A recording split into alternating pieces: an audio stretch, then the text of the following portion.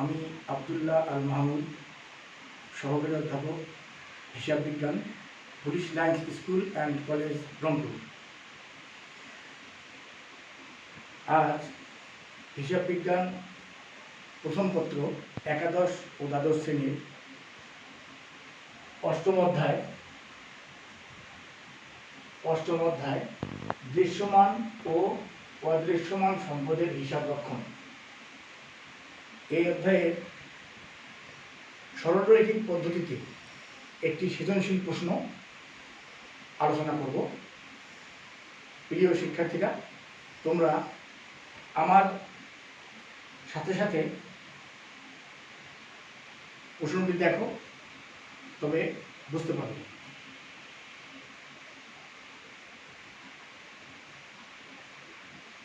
Dinajpur board 2019।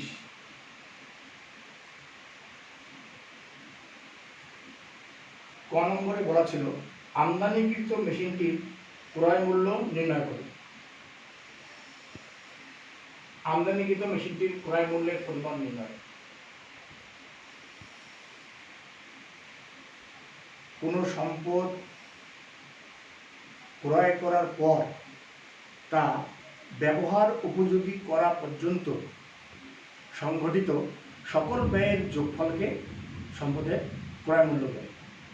শুধু যে মূল্য দ্বারা সম্পদটি কোনো বাজারে ক্রয় করলাম সেই মূল্যটি ক্রয় মূল্য নয়, সম্পদের ক্রয় করার পর তা কারবারে আনয়ন করা এবং ব্যবহার উপযোগী করা পর্যন্ত যত টাকা ব্যয় হবে তার যোগফলকেই সম্পদের ক্রয় মূল্য বলে।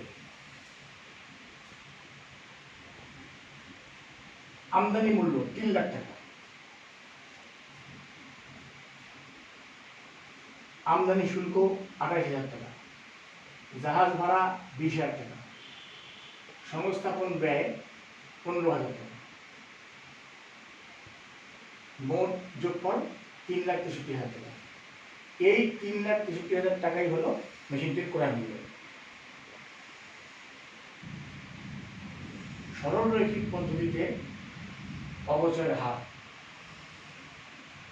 খ নম্বরে বলা আছে সরলরৈখিক পদ্ধতিতে 2018 সালের অপচয় ধার্যপূর্বক জাবেদা দাখিলা দেখাও। প্রশ্নে অপচয়ের শতকরা হার দেওয়া না থাকলে তা নির্ণয় করে নিতে হবে। সরলরৈখিক পদ্ধতিতে অপচয়ের হার 100% ভাগ আয়ুষ্কাল। 100% প্রশ্নে আয়ুষ্কাল দেয়া আছে 5 বছর। 100% ভাগ 5, তাহলে অপচয়ের হার হলো 20%। এখন সরলরৈখিক পদ্ধতিতে অপচয় নির্ণয় করতে হবে। 2018 সালের অপচয় ক্রয় মূল্য 3,63,000 টাকা। সরলরৈখিক পদ্ধতিতে সম্পদের ক্রয় মূল্য থেকে ভগ্নাবশেষ মূল্য বাদ দিয়ে অপচয় নির্ণয় করতে হবে। সম্পদের ক্রয় মূল্য 3,63,000 টাকা, 3,63,000। এই 3,63,000 টাকা থেকে প্রশ্নে বলা আছে ভগ্নাবশেষ মূল্য 60,000 টাকা বিয়োগ ভগ্নাবশেষ মূল্য 60,000, তাহলে হবে 3,03,000। এই 3,03,000 টাকার উপর এই 20%, এবং এই সম্পদটি ক্রয় করা হয়েছে 1 জানুয়ারি তারিখে এবং কারবারে স্থাপন করা হয়েছে, কারবারে বসানো হয়েছে 1 মার্চ তারিখে। সংস্থাপন করা হলো যে তারিখে সম্পদ কারবারে সংস্থাপন করা হবে সে তারিখ থেকে অপচয় ধার্য হবে। তাহলে 1 মার্চ তারিখ থেকে শুরু করে 31শে ডিসেম্বর তারিখ পর্যন্ত 10 মাস এর অপচয় ধার্য করতে হবে। তাহলে 3,03,000 গুণন 20% গুণন 10 ভাগ 12, 50,500 টাকা। এটা হলো 2018 সালের অপচয়। এখন জাবেদা করতে হবে। জাবেদা প্রথমে সম্পদ ক্রয়ের জাবেদা। প্রশ্নে বলা আছে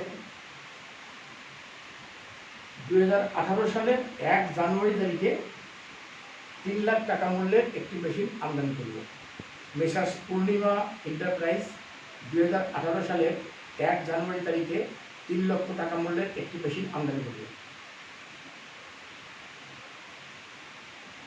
এই মেশিনের উপর আমদানি শুল্ক ও জাহাজ ভাড়া যথাক্রমে 28,000 টাকা ও 20,000 টাকা পরিশোধ করা হয়।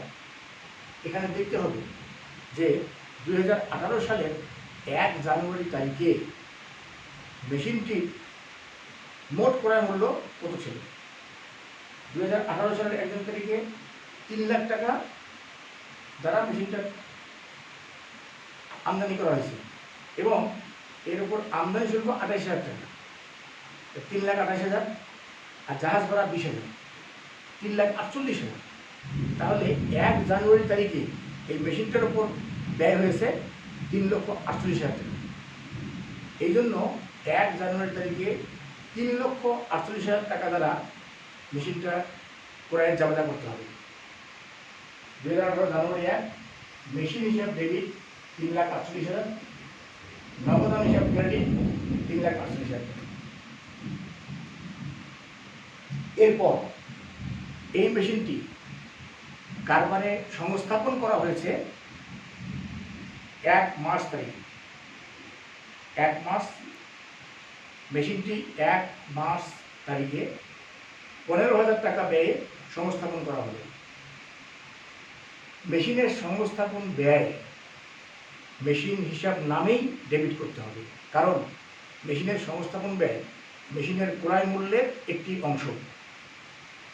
এই জন্য মার্চ 1 মেশিন হিসাব ডেবিট 15,000, নগদান হিসাব ক্রেডিট 15,000। তারপর এই মেশিনটি 10 মাস কারবারে ব্যবহার করা হয়েছে। এই জন্য 10 মাসের অবচয় দ্বারা অবচয় ধার্যের জাবেদা করতে হবে। বছরের শেষ তারিখে ডিসেম্বর 31 অপচয় হিসাব ডেবিট 50,500। এই যে 10 মাসের অপচয় 50,500, এই টাকা দ্বারা অবচয় ধার্যের জাবেদা করতে হবে। অপচয় হিসাব ডেবিট 50,500, পুঞ্জীভূত অপচয় হিসাব ক্রেডিট 50,500। এরপর অপচয় হিসাবকে বন্ধ করতে হবে। এই জন্য আয় সারাংশ হিসাব ডেবিট 50,500, অপচয় হিসাব ক্রেডিট 50,500। তাহলে খ নম্বরে অপচয় ধার্য করানো হয়েছে এবং জাবেদা করতে বলা হয়েছে, জাবেদা করা হবে। গ নম্বরে বলা আছে 2018 সালের অপচয় হিসাব এবং পুঞ্জীভূত অপচয় হিসাব প্রস্তুত করব। আমরা জানি হিসাব প্রস্তুত করতে বলা হলে খতিয়ানের সব প্রস্তুত করতে হবে। তাহলে এখানে অপচয় হিসাব নামে খতিয়ানের একটি আলাদা ছক হবে, পুঞ্জীভূত অপচয় হিসাব নামে খতিয়ানের আরেকটি আলাদা ছক হবে। প্রথমে অপচয় হিসাব চলমানজের ছকে এই জাবেদাগুলোকে খতিয়ানে স্থানান্তর করতে হবে। আমরা জাবেদা লিখি 2018 ডিসেম্বর 31 অপচয় হিসাব ডেবিট, পুঞ্জীভূত অপচয় হিসাব ক্রেডিট। তাহলে 2018 ডিসেম্বর 31 অপচয় হিসাবে ডেবিট থেকে টাকা বসলো, অপর হিসাবের নাম পুঞ্জীভূত অপচয় হিসাব, ডেবিট 50,500, জেনে ডেবিট 50,500। তারপর অপচয় হিসাবকে বন্ধ করার দরকার, আয় সারাংশ হিসাব ডেবিট, অপচয় হিসাব ক্রেডিট। তাহলে আয় সঞ্চয় হিসাব লিখে ক্রেডিট ঘরে 50,500। এখন জেরের ডেবিট ঘরের সাথে এই ক্রেডিট বিয়োগ করলে জের অপচয় হিসাবের জের শূন্য হবে, কারণ একটি জাবেদায় অপচয় হিসাবকে ডেবিট করা হয়েছে, আবার তারপরের জাবেদায় অপচয় হিসাবকে ক্রেডিট করা হয়েছে, ফলে অপচয় হিসাব নামক খতিয়ানে যে শূন্যে পরিণত হয়েছে। এরপর পুঞ্জীভূত অপচয় হিসাব। পুঞ্জীভূত অপচয় হিসাব জাবেদা থেকে পুঞ্জীভূত অপচয় হিসাবে এই একটি হিসাব পাওয়া গেল, অপচয় হিসাব ডেবিট, পুঞ্জীভূত অপচয় হিসাব ক্রেডিট 50,500। এই জাবেদাটি খতিয়ানে স্থানান্তর হবে। 2018 ডিসেম্বর 31 অপচয় হিসাব লিখে ক্রেডিট ঘরে 50,500, জেরের ক্রেডিট ঘরেও 50,500।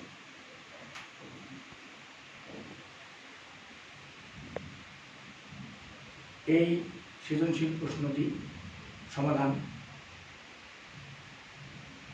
খুব জটিল নয়, তোমরা কয়েকবার দেখলে এবং বোঝার চেষ্টা করলে অবশ্যই বুঝতে পারবে, আমরা আশা করি। এর পরবর্তী